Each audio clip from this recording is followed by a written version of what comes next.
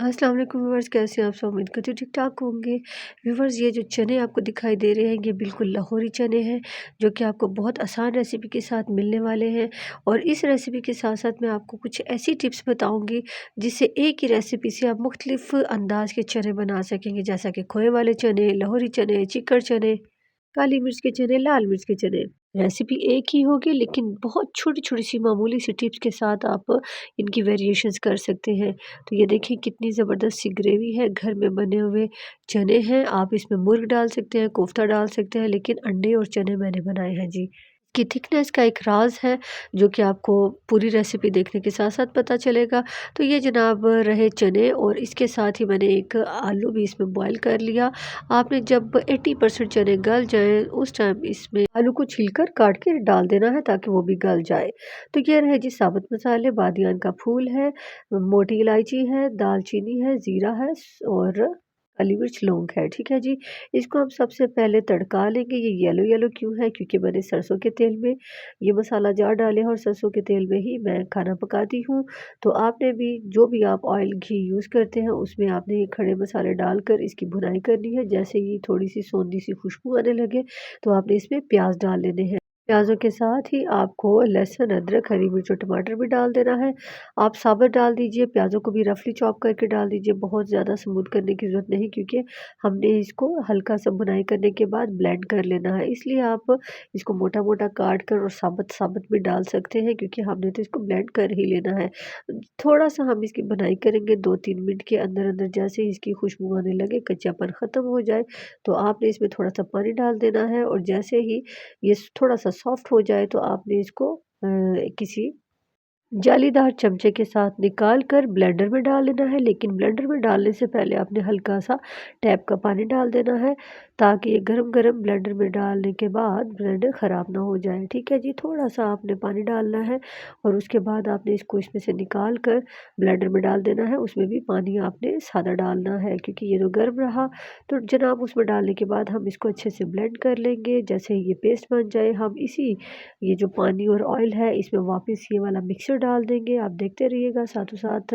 ये देखिए जी, मैंने सारा निकाल लिया और ब्लेंडर में थोड़ा-सा पानी डाला, और इसको हमने अच्छे से ब्लेंड कर लिया। और ब्लेंड करने के बाद हमने जो पतीले में जिस ऑयल और पानी से निकाला था, उसी में हम डाल के इसकी भुनाई करेंगे।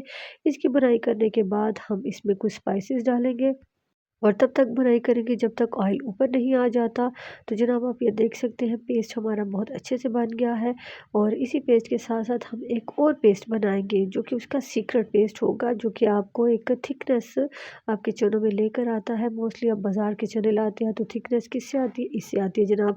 आपने पूरे जो आपके चने उबले हुए होंगे, उसमें से बिल्कुल एक आधा हिस्सा, यानी कि एक आधा कप चने उबले हुए, और एक आलू जो आपने इसमें डाला था वो, यानी कि आलूओं को आप बड़े-बड़े टुकड़े जो थे उसको अलग कर लें, और आधा कप चने तमाम उबले हुए चनों से निकाल कर आप इसको ब्लेंड कर लीजिए। ये रहे हमारा नमक, मिर्च, हल्दी, और सफ़ेद मिर्च, और धड़ा मिर्च, और हमारा क्यूब। डालिया का क्यूब आधा सा मैंने डाल दिया है, और मैंने अब इनकी भुनाई की है। जो मैंने आलू और चने को ब्लेंड किया था, वो भी मैं इसमें डाल चुकी हुई हूँ, इस मसाले में, जो कि हमने मसाला ग्राइंड किया था। जैसे ये भुन जाए, तो हमारे जो बाकी के साबुत चने थे, उबले हुए साबुत चने, उनको भी हम इसमें डालकर इसको अच्छी तरह भुनाई तब तक करेंगे जब तक ऑयल ऊपर नहीं आ जाता। हम इसको ढक के रख देंगे, और इसका वेट करेंगे। जैसे ही ये देखें पकने पर आ जाए, आपको बबल्स नज़र आ रहे हैं, और इसके साथ-साथ आपको ऑयल नज़र आ रहा है कि ऑयल ऊपर आना शुरू हो गया। व्यूअर्स, आपको दिखाई दे रहा होगा कि ये पीले-पीले चने हैं, जिनको खोए वाला चना कहा जाता है। कुछ चने काले-काले से होते हैं, उसमें काली मिर्च डाली जाती है, और उसमें टी बैग डालकर उबाला जाता है, इसलिए उसकी रंगत काली होती है, और उसमें काली मिर्च डालकर पकाया जाता है। इसके अलावा एक राज ये है कि जैसे ही आप प्याज का कलर चेंज करेंगे, उसी लिहाज से आपके चनों का कलर भी चेंज होता जाएगा। आपने देखा कि मैंने जैसे ही प्याज थोड़े से पकाए थे, उनका लाल और ब्राउन रंग नहीं किया था, इसी वजह से मेरे चनों का कलर ये है।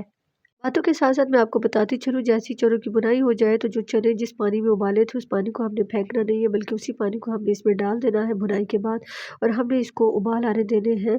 2-4 उबाल के बाद जैसे ही इसके ऊपर तरी आ जाए, तो सूखी मेथी डालिए, और बॉयलर अंडे डालिए, और गार्निशिंग करने के बाद इसको सर्व कर दीजिए। जनाब हम बात कर रहे थे प्याज़ों की, तो अगर आपने काले-काले या लाल-लाल चने चाहिए आपको रंगत में, तो आपने प्याज़ों को ब्राउन कर लेना है। यानी कि जैसे-जैसे आप प्याज़ों का रंग बदलते जाएँगे, वैसे-वैसे चनों का रंगत भी बदलती जाएगी। तो ये रहे जनाब हमारे मज़ेदार से चने। पकने के बाद मैंने बॉयल अंडे डाले, गार्निशिंग की और गरमा-गरम कुलचे और नानों या पेशावरी रोटी, ख़मीरी रोटी, पंजाबी रोटी, चावल, तड़के वाले चावल, बॉयल राइस जिसके साथ आप इसको खा सकते हैं। लाजवाब इसका ज़ायक़ा है, खुशबू इसकी लाजवाब है। जो हमने इसमें बादियान का फूल डाला है उसकी लाजवाब इसमें खुशबू आती है।